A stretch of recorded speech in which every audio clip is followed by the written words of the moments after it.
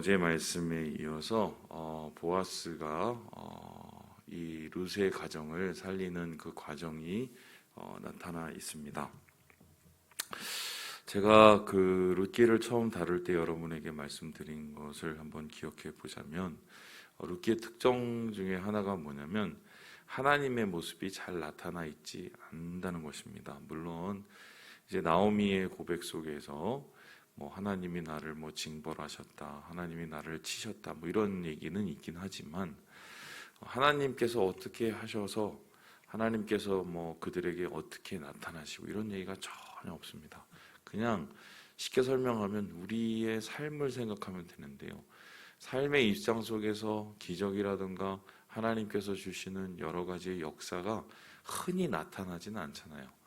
마치 이 베들레헴이라는 작은 마을에 있는 일상을 띄어다가 옮겨놓은 것 같은데, 거기에서 모습을 보는 것처럼 평범한 날이 기록되어 있는 것이다, 이렇게 볼 수 있습니다. 그런데도 불구하고 오늘 이 말씀을 읽다 보면은 하나님이 없지만 하나님이 굳이 없어도 되겠다는 생각이 듭니다.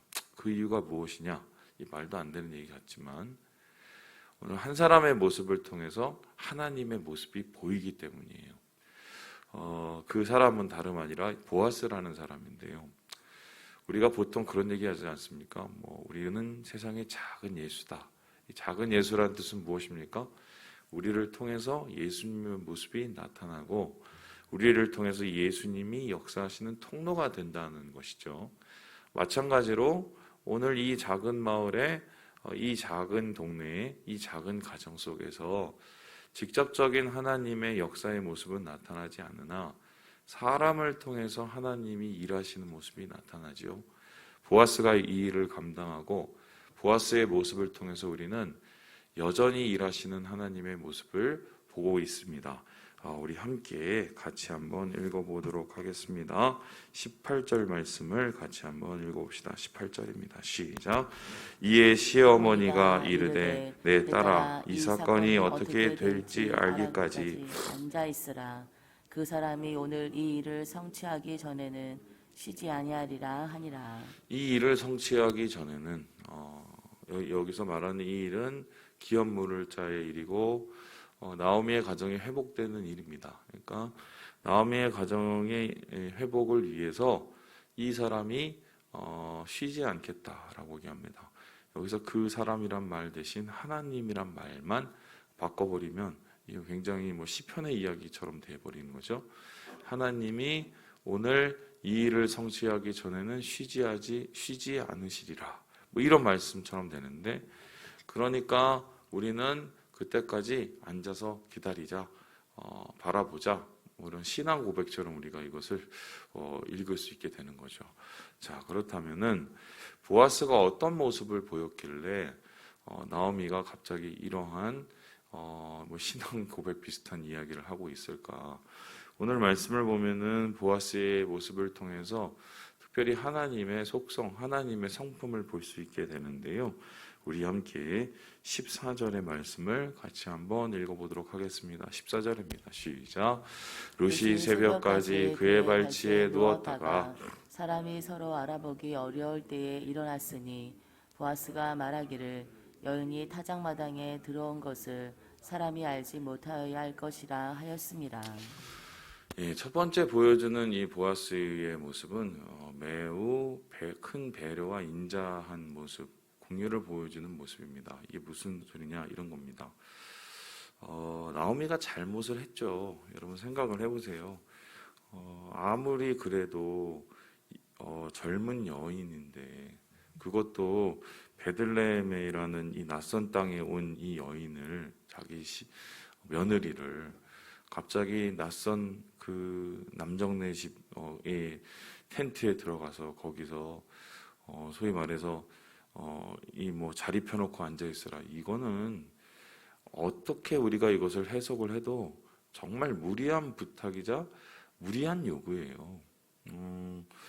물론 이제 룻이 이 말에 순종했다는 것 자체가 참 대단하고 우리가 믿음의 고백으로 볼 수는 있겠으나, 나오미의 이야기는 참 좀 그렇습니다. 왜냐하면 오늘 말씀을 보니까 정확하게 따져 보면은 지금 이 나오미의 기업을 회복시킬 사람은 이 보아스가 처음이 아니란 말이죠. 순서가 있고 절차가 있죠. 이후에 보면은 다른 사람이 유력한 사람이 있었단 말이에요. 그럼에도 불구하고 나오미는 절차도 없고 순서도 없고 룻에 대한 배려도 없고 그냥 이게 기회다 싶으니까 밀어붙인 거죠. 이런 말씀을 드리면 어떨지 모르겠지만 이기적인 거예요. 상당히 이게 이기적인 거예요. 제가 봤을 때는 그 나오미의 가정이 이 흉년이 들고 막 좀 이러니까 급하게 베들레헴을 떠나잖아요. 그때의 모습이나 룻 보고 그 침상에 들어가란 모습이나 제가 볼 땐 거의 달라진 게 없어요. 그런데 이러한 이 시어머니의 참 배려 없는 모습에도 불구하고 보아스는 이 룻을 자기 가족보다 더 소중하게 배려를 해주죠.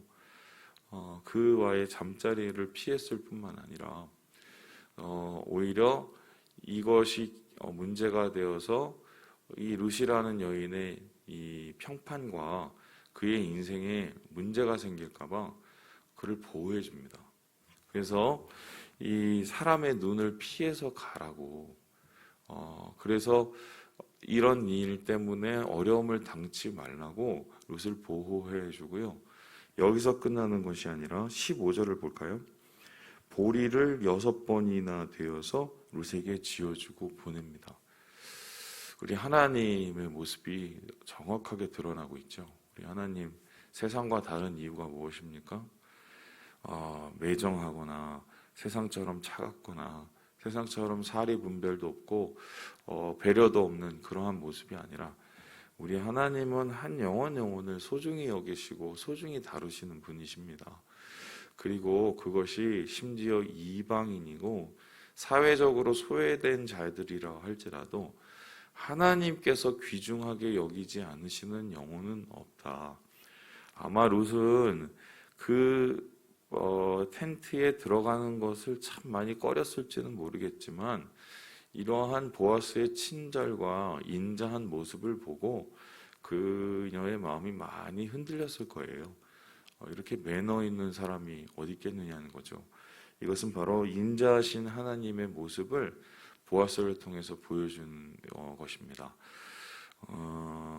사람은 그렇습니다. 말과 행동으로 그의 모든 것이 드러나기 마련이죠. 예수 믿는 사람은 더 이에 대해서 고민을 해봐야 되는데 여러분 그 룻이 은혜를 입은 것을 표시하면서 이 보아스에게 감사하는 구절이 2장에 나와요. 근데 그 2장에 보아스에게 가장 감사했고 가장 은혜를 입었다고 말한 그 분이 뭐냐면 그 분이 보아스가 보여준 말, 보아스가 보여준 위로, 그 격려였어요.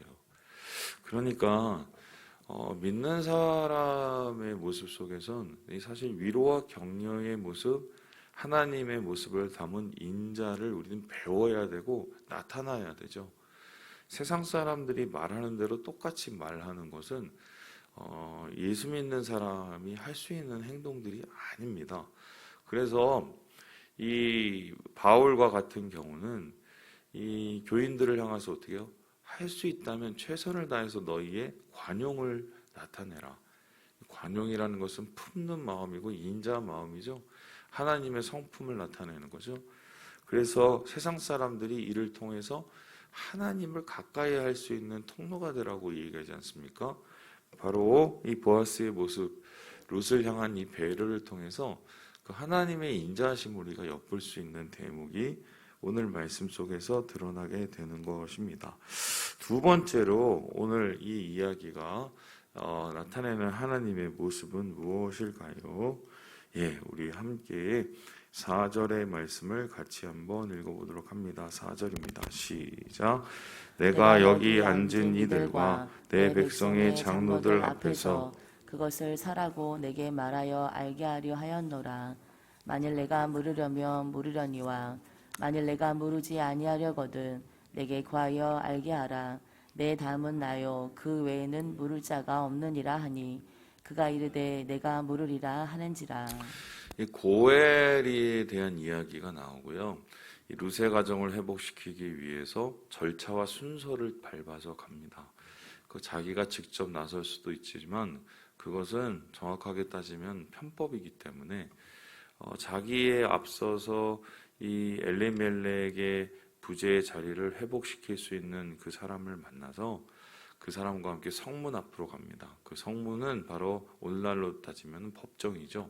법정 앞에 가서 10명의 장로들을 앞에 세워놓고 이러이러하니 고엘의 의무를 담당할 사람을 찾겠다라고 이야기를 합니다. 그래서 오늘 이 보아스의 모습을 통해서 우리는 고엘이신 하나님의 모습을 보게 돼요. 이 고엘이라는 것은 회복자이신 하나님이죠. 우리를 회복시키시는 하나님. 그러면은 이 보아스가 보여줬던 이 고엘은 어떤 모습을 뜻하겠습니까? 이 고엘이라는 것은 이 4가지의 크게 역할을 하는데, 예를 들어서 자기의 형제 자매와 친족이 어떤 이유로 붙잡혀서 종이 된다던가 그러면은 가서 풀어주고요. 돈을 대신 주고, 그리고 어떤 이유에서 가난 때문에 땅을 판다던가 그러면은 그 땅을 다시 사서 회복을 시켜주고요. 심지어는 자기 친족이 억울한 죽음을 당했을 때는 그를 대신해서 그 억울함을 풀어주고 신원을 풀고 복수를 해주는 역할까지 합니다. 그리고 오늘 나타나는 것처럼 자녀가 없을 경우에는 그의 기업을 물어주는, 한마디로 끊어진 계대를 회복시켜주는 역할을 하는 것이 바로 고엘이에요. 그런데 오늘 이 보아스는 그 고엘의 의무를 질 사람을 마땅히 만나서 그 사람에게 고엘의 의무를 지어라 라고 얘기를 합니다. 그랬더니 그 사람이 지겠다고 얘기를 해요. 그런데 그 이후에 이런 얘기가 나오는데요. 5절을 함께 우리 같이 한번 읽어볼까요? 5절입니다. 시작.